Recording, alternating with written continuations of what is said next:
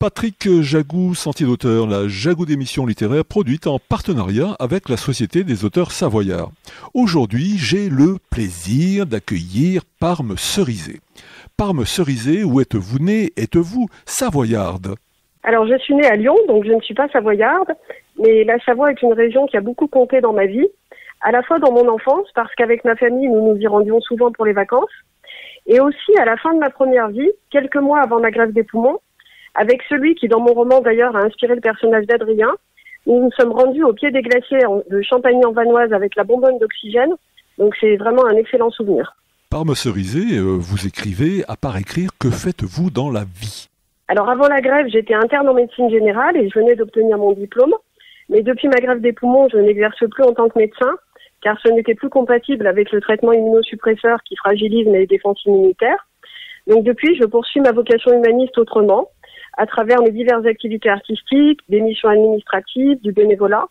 Et surtout, je profite de grandes promenades dans la nature, de tout ce que je ne pouvais plus faire en fait lorsque j'étais sous oxygène. Et c'est vraiment une renaissance extraordinaire. Parme Cerisay, dans quelles circonstances avez-vous commencé à écrire? À l'école primaire, j'ai découvert les poèmes d'Arthur Rimbaud, notamment Sensation et Ma Bohème, et ça a été une révélation. Et peu à peu, je me suis mise à penser en poésie, à rêver en poésie. Et un jour, à l'âge de 8 ans, j'ai fait un rêve particulier. C'était un renard extraordinaire qui avait des yeux immenses et qui incarnait probablement tout le mystère de la vie. Et c'est comme ça que j'ai écrit mon premier poème. Parme Cerisay, pouvez-vous nous parler en quelques mots de votre livre intitulé « Le serment de l'espoir » ? Le serment de l'espoir, c'est mon roman autobiographique qui est très fortement inspiré de mon parcours. J'ai un parcours atypique puisque j'ai grandi avec une maladie rare et j'ai finalement été sauvée il y a quelques années par une greffe des poumons après avoir passé 4 ans sous oxygène.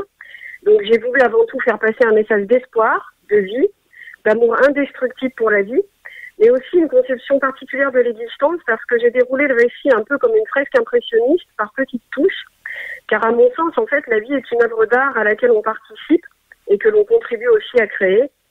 Et il y a aussi le fait que lorsqu'on revient de la mort, on perçoit tout avec une intensité exceptionnelle, toutes les sources d'émerveillement. Et je citerai une citation de René Char qui me guide souvent, c'est « Dans nos ténèbres, il n'y a pas une place pour la beauté, toute la place est pour la beauté ». Parme Cerisay, quand une poétesse nous fait l'honneur de cheminer avec nous sur nos sentiers d'auteur, la tradition veut qu'elle lise quelques-uns de ses vers. Pourriez-vous, s'il vous plaît, nous lire quelques vers de votre composition? Avec plaisir. Donc je vais vous lire mon poème « Vie » qui est extrait de mon recueil « N'oublie jamais la saveur de l'aube ».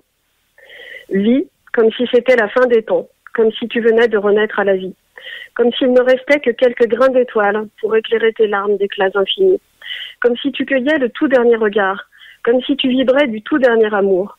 Vis, n'attends pas, vis plus que jamais avant que ton temps ne s'éteigne, tes yeux, comme tant d'autres avant toi, se fermeront un jour, savoure à chaque instant la joie d'être encore en vie, n'oublie jamais la saveur de l'aube. Waouh! Chers auditeurs, nous parlions aujourd'hui de l'ouvrage de Parme Cerisay intitulé « Le serment de l'espoir », paru aux éditions L'Harmattan. Parme Cerisay, je vous remercie. Voilà, Sentier d'auteur, c'est fini pour aujourd'hui. Arvi les amis, et à la semaine prochaine si ça vous dit. Je remercie infiniment toutes les personnes qui me lisent et je vous remercie beaucoup de m'avoir accueilli dans cette belle émission littéraire.